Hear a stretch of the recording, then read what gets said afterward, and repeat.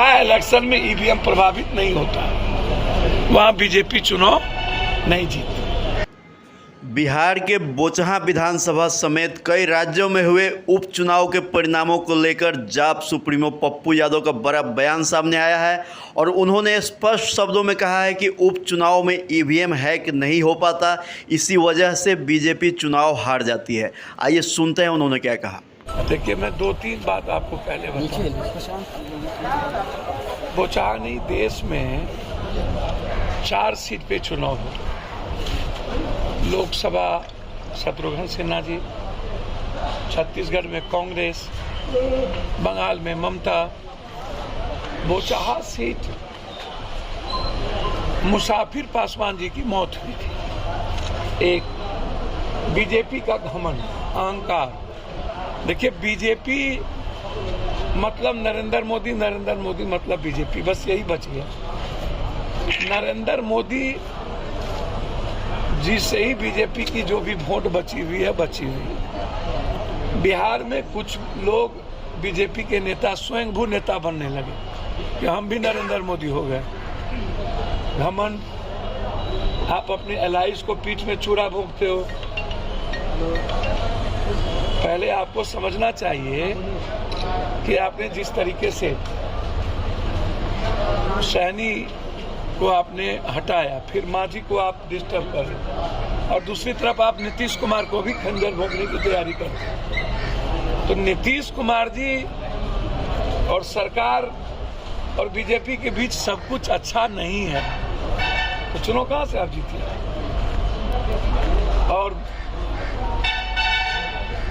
RJD की जीत नहीं है, ये जीत सहानुभूति की जीत। ये जीत आपने जो समाज के अन्य वर्गों को दिल दुखाया, निषादों को दिल दुखाया, दलितों का दिल दुखाया, रमे राम जी को आपने दिल दुखाया, आप भूमिहार समाज को आपने दिल दुखाया।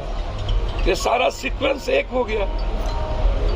सब लोग वहां पे एक हो गए कि इसके घमंडी बीजेपी को खत्म करना है। पहले आप इसको समझ लो, ये किसी की जीत नहीं है, ये जीत है बीजेपी के घमंड की और लोगों को पीठ में खंजर भोंकने की। दूसरी बात, एक आज बहुत क्लियर समझिए, जहां पर ईवीएम प्रभावित नहीं है, बाय इलेक्शन में ईवीएम प्रभावित नहीं होता, वहां बीजेपी चुनाव नहीं जीतती। आप उठा के देखो, जहां पर नफरत पैदा करते हो। अभी आपने रामनवमी में इतना नफरत पैदा किया है, ऐसे होता है क्या? लाल झंडे में हनुमान होते थे, अब केसरिया ले आए, हनुमान को हटा के राम को ले। कभी जुलूस नहीं निकलता था। पहले राम होते थे, लक्ष्मण होते थे, सीता होती थी, भरत होते थे, जयबंद होते थे, शत्रुघ्न होते थे, सुग्रीव होते थे। अब सिर्फ राम बच गए आपके पास और सबको आपने हटा दिया। आप लगातार नफरत के आधार पर देश को बांटते हो, तो आपको जनता तो सिखाएगी सर। आपको बंगाल में सिखा दी दोनों सीट पर, छत्तीसगढ़ में सिखाया। इसीलिए मैं बहुत करबर विनम्रता के साथ आग्रह करूंगा, बाय इलेक्शन चुनाव ये बता दिया कि जहां पर ये लोग की सेटिंग गेटिंग नहीं है और जहां ये समाज को नहीं बांट पाती है और जहां व्यक्तिगत लाभ और खैरात बांटने की जो मोदी जी की आदत है वो नहीं प्रभावित हो, तो वहां इस जन्म में बीजेपी चुनाव नहीं जीत सकती।